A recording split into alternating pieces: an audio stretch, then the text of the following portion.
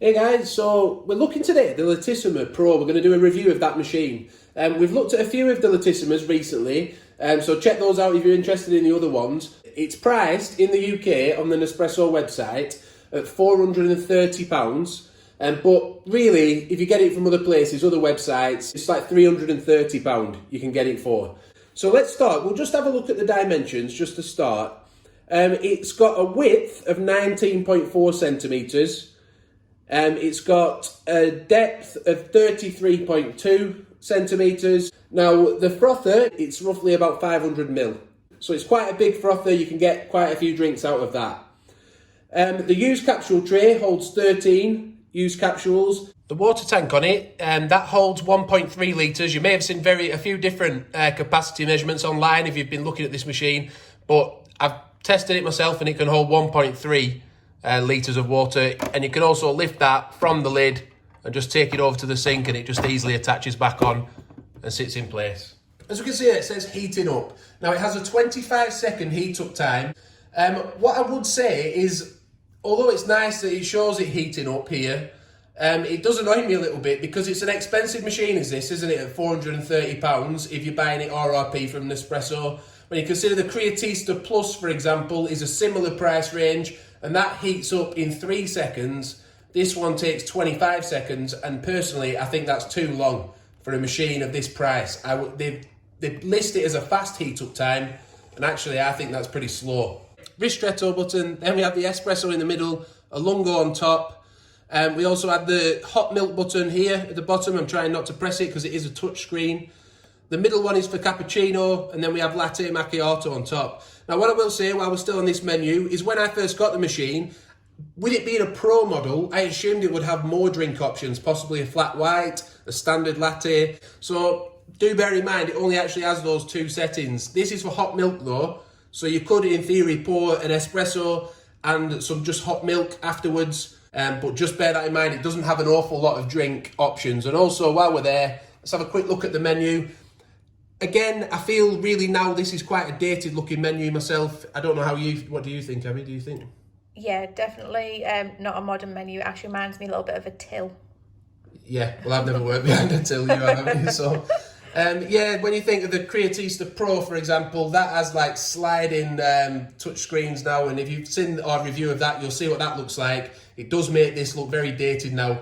But again, there's a big price difference between the Creatista Pro and this Lattissima Pro. Maybe we'll review those against each other one day as well. This button here is for the hot water, which we'll show you again in a minute. But let's pour a shot of espresso and take a measurement now.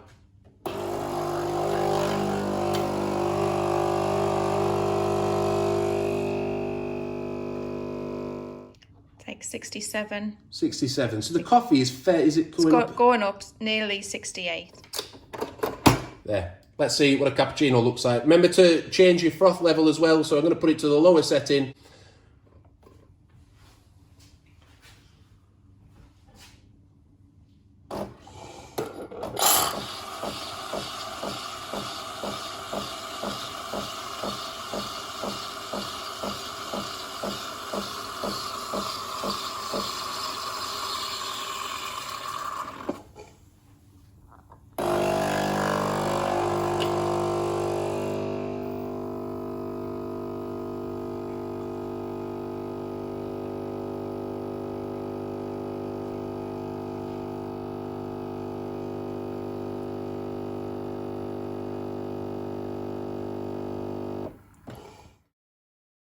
Around 60. Now that's a little bit hotter than it would have been because we've just poured a shot of espresso beforehand. I'll show you how to do the clean cycle. It just on top here, like I say, it's saying on top, it's telling me to do it, so that's good. It's giving you some direction, but you just turn it, rather than have to hold it down like you do on the Lattissima Touch, you just leave it in position. It also tells you on top how long it should take, but we'll come back down quickly and show you what it's doing.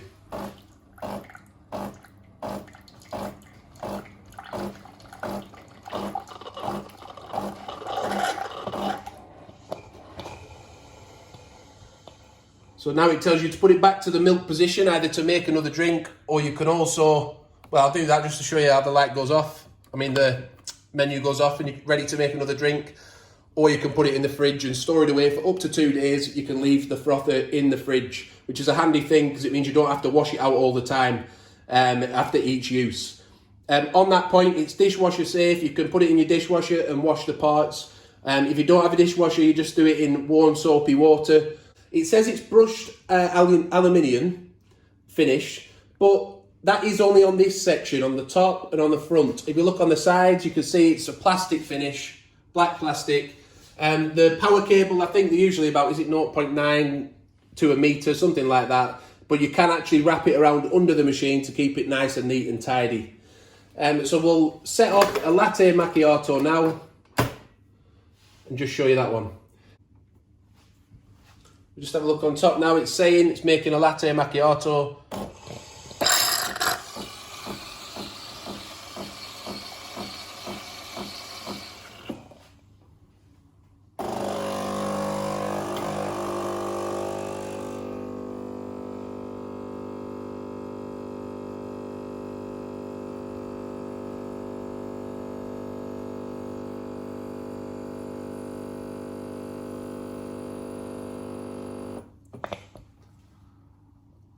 So coffee coming through second on the latte macchiato is how it's supposed to be, so that's not a problem with this one. However, if you just have a look at the froth on top, I don't know if you can see, it is a very, very airy froth. For me personally, it's too airy. I agree with you that the froth is a bit airy, and I think it's just the way, obviously, it sucks the milk up through the frother. It's completely different to how an Aeroccino works, and also how the steam wand works. We've made a latte macchiato and a cappuccino. The cappuccino could have been bigger, to be fair, which would have took us to about, what, halfway down.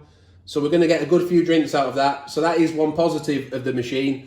While we're here, I'll just take the frother off and we can show you this little sort of door that keeps it nice and neat looking when the frother isn't attached. That's where you attach the hot water spout, which we're going to use in a minute. One important thing though, the used capsule container, I said it contains 13 capsules. Well, the only thing about it is you can't actually remove it without removing the whole unit. With some of the Lattisimas, you have to move a shelf over, and if you don't, then you see all the coffee collecting on the bottom base. With this one, it just goes straight into the drip tray, and then there's a little red dot here that raises to tell you when you need to empty it out. My wife just pointed out again that because we have the lighting on, it was actually stopping us seeing this LED light. I would like the option to turn it off in the settings. I haven't found that option yet. If any of it's there, anyone, feel free to let me know. Not that I don't like it, it's not horrendous, but for those who don't, then it could put you off the machine, couldn't it? Just pull that down, take the hot water connector out, pop it into here as you would your frother, and then that lights up. It's heating up again because we've just had it off for a second, and it's now lit up this hot water button at the bottom here. But we'll just press that button now and we'll take a temperature measurement.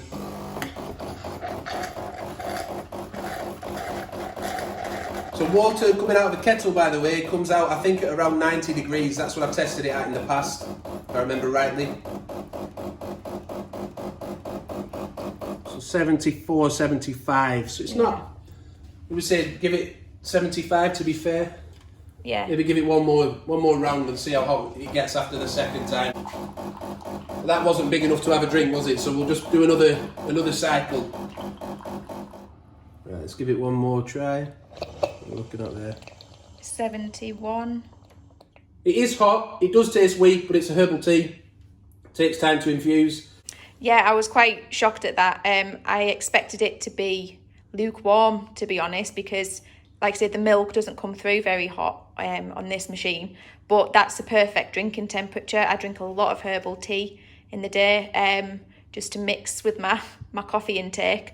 But no, I think that's worked really well. Obviously, you do have to use it twice to get, I mean, you could even maybe do it 3 times, depending on how much water you want in there, but I think it works quite well. The benefit of sending it through here instead of here is that there's no coffee getting mixed in with the water coming through. So if you just wanted it for, say, long blacks Americanos, there's no reason why you can't just pour a shot of water through with no podding to create an Americano or a long black or something like that.